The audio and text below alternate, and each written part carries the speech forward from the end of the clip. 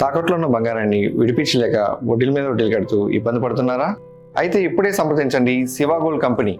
మీ నమ్మకానికి మా హామీ Shiva gold company.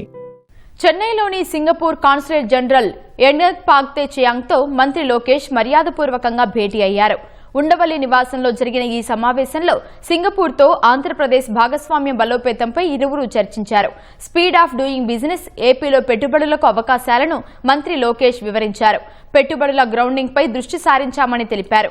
Google, Arcelor Mittal వంటి దిగ్గజ సంస్థలు ఏపీకి వచ్చాయని గుర్తు చేసిన లోకేష్ రాష్ట్రంలో గతేడాది కంటే జీఎస్టీ వసూళ్లలో వృద్ధి నమోదైందని వివరించారు. గతంలో నెలకొన్న సమస్యలను పరిష్కరించి పారదర్శక విధానంలో ముందుకెళ్తున్నామని తెలిపారు.